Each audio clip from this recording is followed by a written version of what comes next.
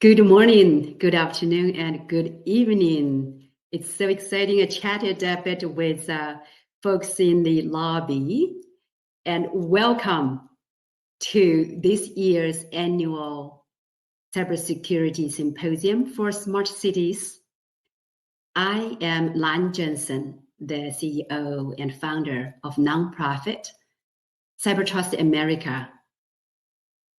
And we are hosting this event jointly with partners such as City of San Jose, City of Coral Gables, the NIST GCTC Smart Security and Privacy Group, and County of San Mateo, and the National Cyber Security Alliance, as well as joint venture Silicon Valley.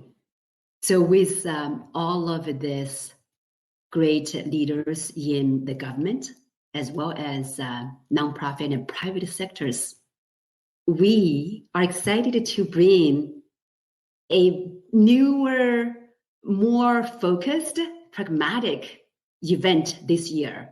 Well, what do I mean by that? So everyone, is no secret that we all know that COVID has brought us into a new world, like it or not. Along with it, a lot of changes. And one particular change that's exciting to people in the cybersecurity and smart cities field is that there's more funding and heightened awareness across the board. And so our event today and tomorrow will be focusing on those challenges that afflicting the people on the ground, and also focusing on the best innovations to stretch the dollars available. Yes, I see we have great feedback in the chat window already. Definitely, let's use this event different from before. Some best practices we continue to move forward on, of course, but a new segment or new approach for our event is that we are going to make this a more interactive session so that your feedback will be actioned on, whereas in the past, we did not really have the bandwidth to do much of that. But with your support, this is the 5th annual event now, so we have grown more focus. And what do I mean by the challenges? So we have about 9 minutes. So if you allow me, let me share with you a deck that I shared with United States CISA's Deputy Director, Nitin Natarajan. Some of you may know him. He is the person who spoke at our event last year.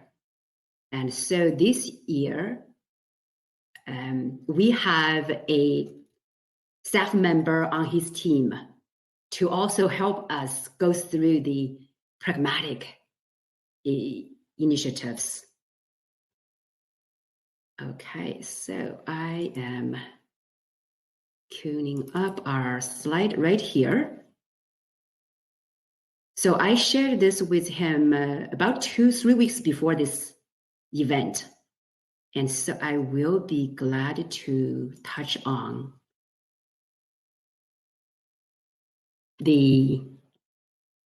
what he shared in the meeting.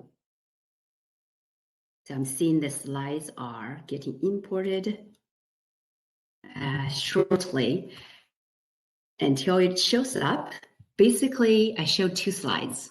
One is about the challenges that we have seen from the community bottom-up perspective. And then I was able to also share 2 or 3 innovations that we have done in the past 2 years. And those innovations will come through in today's conference as well as tomorrow's. All right, so this is my deck, and I apparently I'm not moving it. It's okay. It does not like my Google slide. Not moving to the next.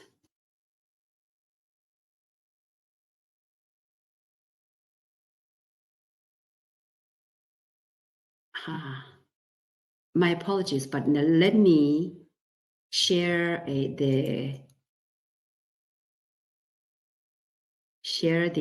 PDF instead.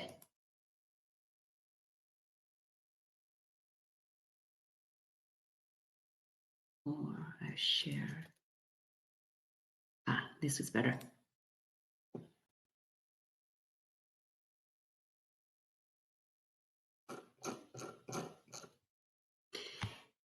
All right, so this is the two slides I shared with Nitin. And first, the challenges. By the way, I did notice that we have a global audience. We later on will have some speakers from international backgrounds.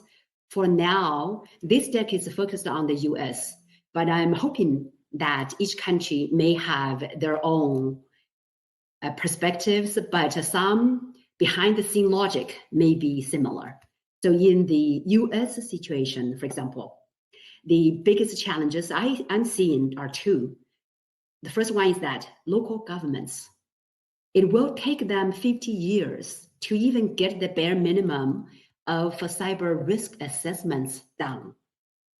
And we're talking about 90,000 plus local governments in the United States. And as of 2020, there are about 3% of them who did that self-assessment free of charge. And so at this rate, it's going to take 50 years.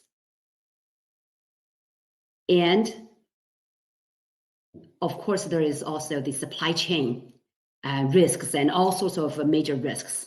Without an assessment, you don't know where your focus areas should be.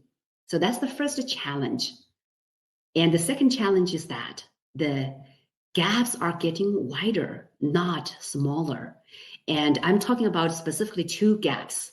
One, the workforce shortage, and that's reflected in the new entrants finding it hard to locate their first jobs. And 2, the hiring companies having a hard time finding the fitting talent as well. So that's one widening gap. The second widening gap is that so many more small businesses are adopting digital capabilities. And we are on course to risk the previous mistakes in that not many of them are not baking cybersecurity and privacy as they adopt. And so it's just a matter of time when an avalanche of them will experience hacking activities or human errors, bottom line, losses and data breaches that may impact not just the businesses, but us all as customers and even local governments who use small businesses as their vendors.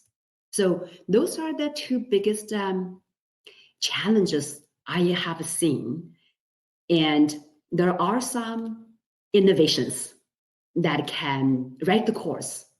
And so I put the question to Nitin, and he said, along with the $1.1 billion notice of funding opportunity from the infrastructure bill in the United States, he is hoping to see meaningful innovations coming from bottoms up, from the local governments through states. So the opportunity, therefore, is extended in front of every one of us. And our platform, as the one that combines, that is driven by local governments and communities, and for them, therefore, should play a meaningful role in helping local governments maximize this round of funding. And frankly, it's an opportunity that many leaders are saying is once in a lifetime. So that is what is ahead of us. Stay tuned for the innovations that the leaders are going to share throughout the sessions, as well as some innovation and focus areas that you as professionals think we can play a role in. So without further ado, we are going to welcome you all with your own expertise, as well as checking out the opportunities through this conference, this 2-day conference. The first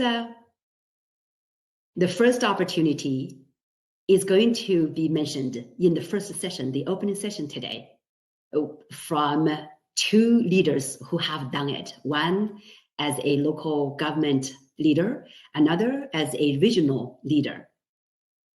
So let's queue up to welcome them. And thank you. Welcome to today's sessions, everyone.